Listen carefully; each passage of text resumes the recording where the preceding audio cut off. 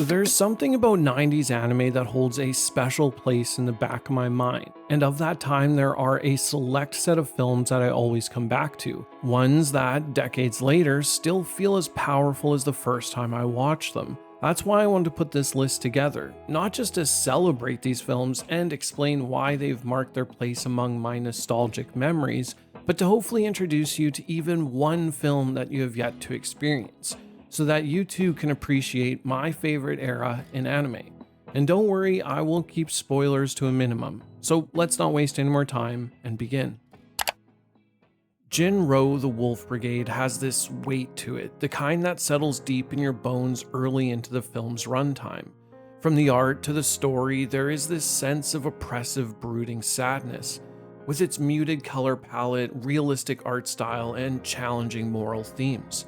Jin-Roh takes place in an alternate history where the Germans won World War II and now occupy Japan. In this world, we follow the story of Kazuki Fuse, a soldier trained to kill without hesitation, part of an elite counter-terrorism unit built to crush resistance before it takes root.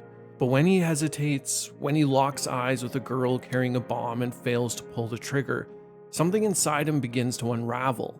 Haunted by guilt, drawn into a web of conspiracies, and caught between duty and something resembling love, Fuse stumbles through a world that has no place for hesitation, no place for men who second-guess the machine they serve.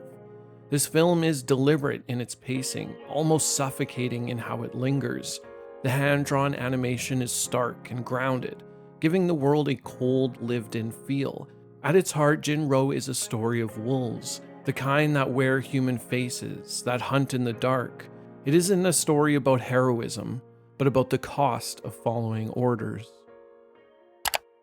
Rurouni Kenshin, Trust and Betrayal, or Samurai X as it was called here in the West, is technically a 4-episode OVA, but with its 2-hour runtime it slots nicely into being considered a film, and what a film it is.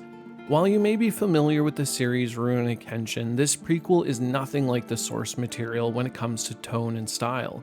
And honestly, that's a good thing, with the contrast serving to both complement the darker story being told and to better separate the eras of Kenshin's life. Taking place long before he was the wandering swordsman who vowed never to kill, he was a boy turned assassin in the chaos of a bloody revolution, one who was taught to believe that killing was the only necessary path to peace, and whom exacted his duty with a cold efficiency. But his world of violence begins to turn upside down when he meets Tomoe, a woman who saw through to who he truly was, despite the tragic connection they shared. Over the course of the story, we learn where he gains his iconic scars, and the tragedies behind each stroke, cursed to never heal.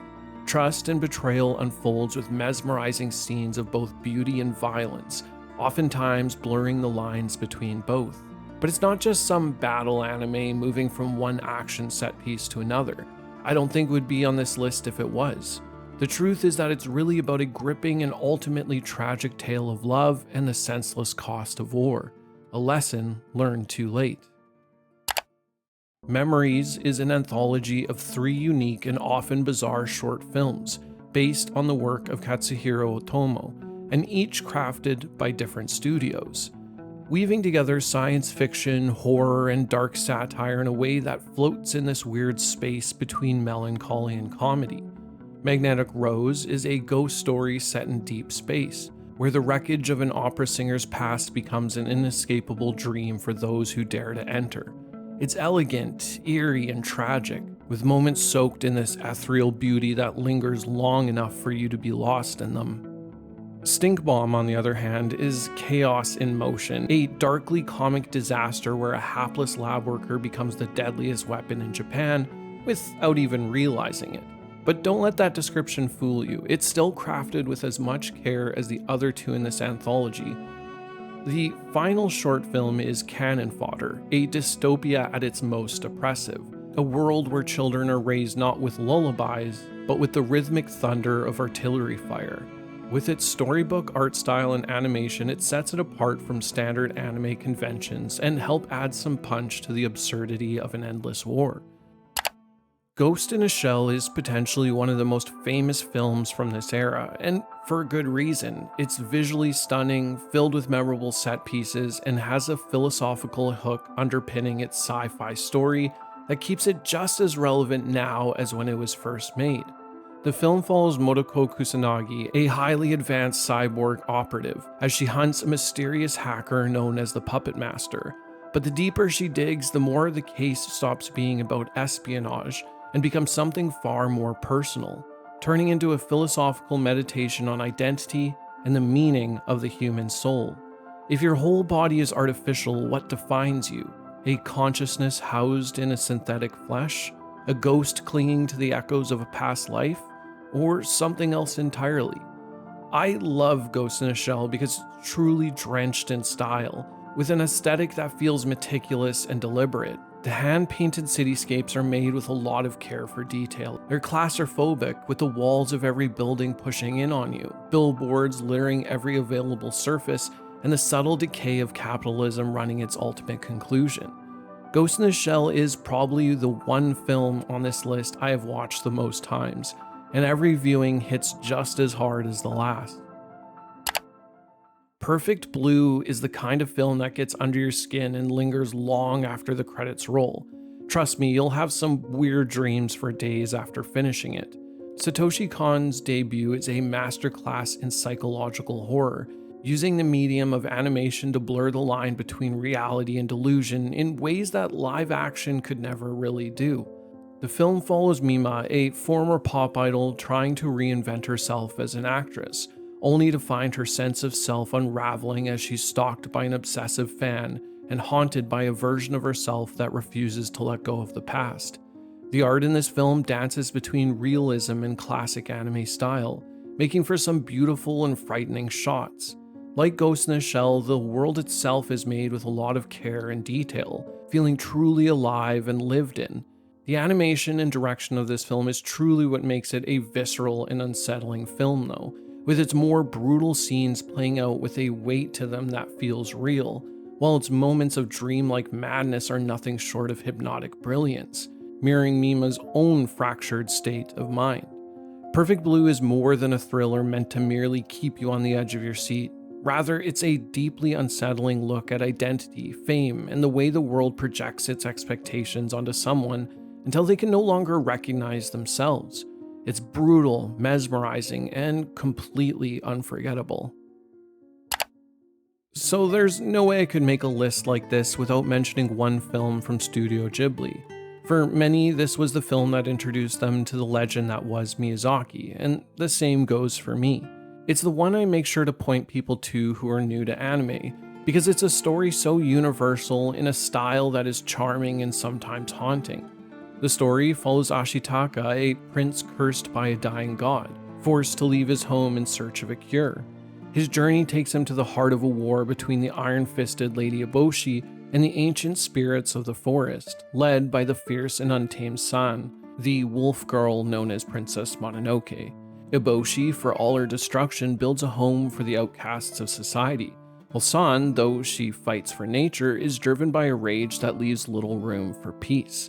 Ashitaka stands between them, searching for a way forward that doesn't end in ruin. Visually, Princess Mononoke is breathtaking, and that's a given when it comes to the studio's work, but I feel like even that description doesn't do it justice. It's a timeless masterpiece that set a new bar upon its release. Every frame is alive, rich in color, and endlessly unforgettable. The world feels vast and untamed, where spirits and beasts move with a presence that makes them feel truly otherworldly. Ninja Scroll is a film I watched several times because it just never gets old. Sure, you know every story beat that's coming, but the journey is just so worth it that it's entertaining every time.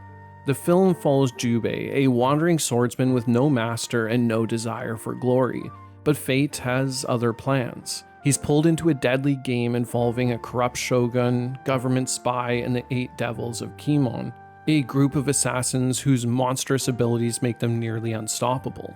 With each battle, Jubei is forced deeper and deeper into a desperate fight against insurmountable odds, and comes out of it not as a hero but a man no better than the villains he wishes to kill. Visually, Ninja Scroll is pure cinematic muscle.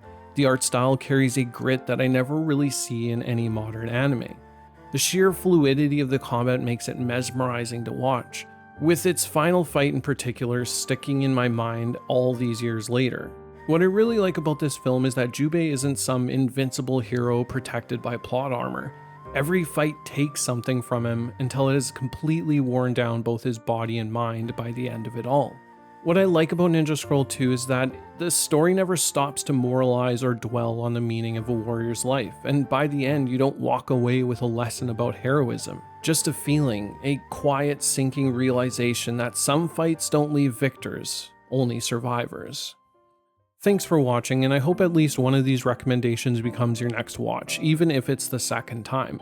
Now, I know these are the picks that made me a longtime fan of anime, but I know there are ones out there that have just the same effect on you that I may have missed in this list. If that's the case, let me know which ones I should check out personally that had a great effect on you from this era. With that, friends, I will catch you later. Bye.